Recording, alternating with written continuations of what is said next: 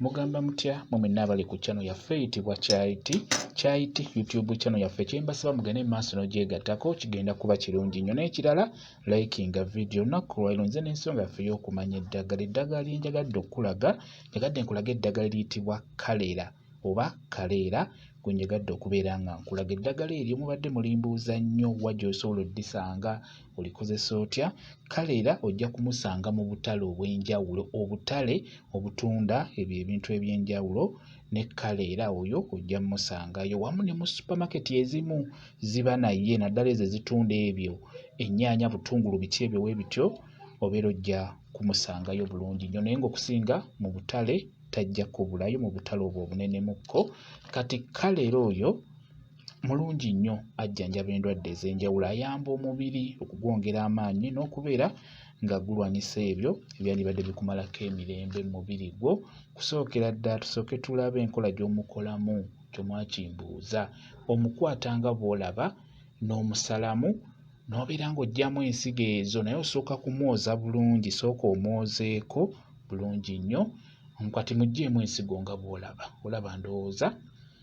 Bw'omala okumuggyamu ensigo tegeka bulungi bulenda, tugenda mukubira mu bulenda. Bw'omala okuggyamu ensigo beera ng'obusalaasala. Kati nga bw'okalaba kakutu kaggyemu ensigo okalaba.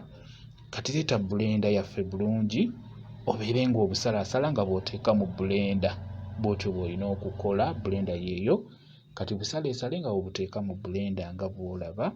Kaleera ddagala nnyo, ekyo nkibabuulira. Ku mulwadde w'omusujja osobola okubeera ng'obukuba mu bulenda nga bw'olaba n'obeera ng'onywako gw'omusujja, gujja kuba gukuddukako bulungi nnyo. Kati bw'omala obukuba buteeke mu bulenda, bw'omala obusalaasala buteeke mu bulenda, teekamu otuzzi tonotono, saanikirako nga bw'olabye, beera nga obukuba ndowooza olaba.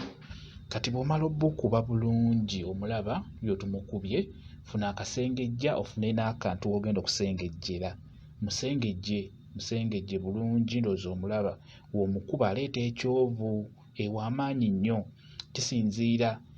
Ekisinziira okugamba bungi bw'okubye. Bw'oba oyagala kabeere kakambwe nnyo nga kakaawa nnyo, olina okubeera ng'okozesa bukaleera nga bungi, amazzi oteekemu matono era bujja kubeera bukambwe. Bwe kyoyagala ky'oba okola. Bw'oba oyagala okumujaabulula abeere nga takaawa nnyo era oteekamu amazzi nga gawerako. Kati ejiiko ezo z'olaba, ako kajiiko katini, eyo jiiko eddako ennene. Kati ejiiko eyo oyagala kuwaako omwana omuto, osobola omuwaako ejiiko eyo olunaku oba n'omuwaako ejiiko nga 2 olunaku.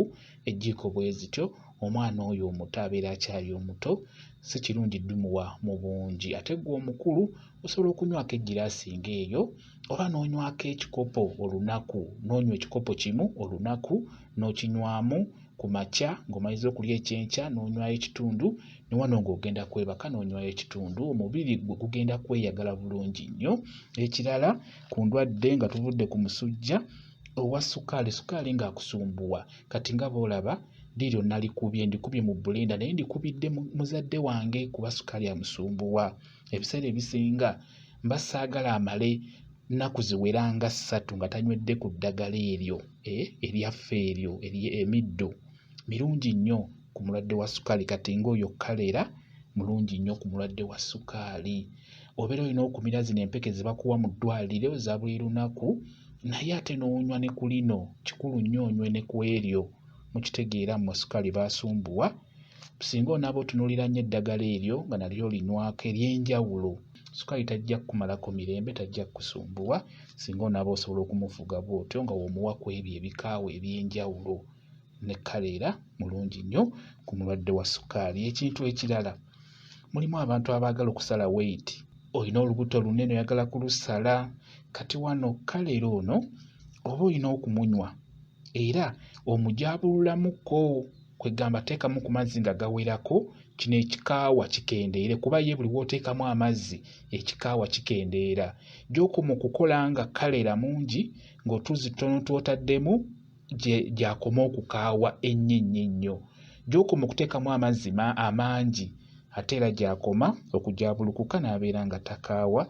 Kati gwe ayagala okusala omugejjo, kaleera oyo mujaabulule abeere nga takaawa nnyo. beera ng'omunywako naddala ng'omaze okukola exercise. Ekyamazima tosobola kukogga nga tokola exercise. Omuntu yenna akuuma omubiri omulungi, figo gikuuma, olina okukola exercise oba kye bayita dduyiro. Kati bw'omala okukola exercise jjukira oba weetaaga okunywa ku mazzi oba owulira ennyonta, kati kikulu nnyo onywe ku kaleero oyo ajja kuyambako, ayambako okusala omugejjo, okuggyako olubuto, naye ng'olina mmukozesa ng'ova kukola exercise eyo n'obeera ng'onywako.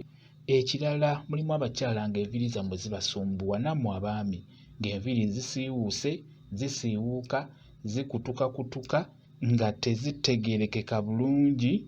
Kaleero oyo mulungi nnyo mu kubeera ng'akomyawo enviiri ne zibeera nga zirabika bulungi, ne ziguma, ne zibeera nga tezikutuka. Kati ggwe ow'enviiri oddira kaleero oyo n'omukuba bulungi ag'amazzi oba tumuyite juyisi wa kaleera, omufuna bulungi, n'ofuna ne cukkamba naye n'omukuba n'ofunamu juyisi.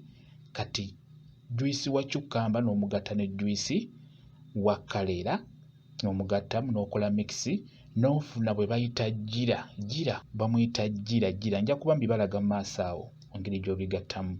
Kati bw'ofuna gira oyo mukubire mu blender. Omanyi blender eyo ebaako akantu akatono kati teekamu bugira obukube bukole ensaano, oba tosobodde bukubira mu blender busekule bukole ensaano. Bwe bumala okukola ensaano obwo bugira bukwate obuyiwe mu ddagala eryo, beera ng'otabula busengejje bulungi. Kati ddira eddagala eryo beera ng'olisiiga mu nviiri zo, beera ng'ozisiigamu, beera ng'omutwe ogumasaaginga mu nviiri omwo munda, siigamu nga bw'onyigaanyiga nga bw'onyiga mu mutwe, enviiri zonna beera ng'ozisiiga eddagala eryo.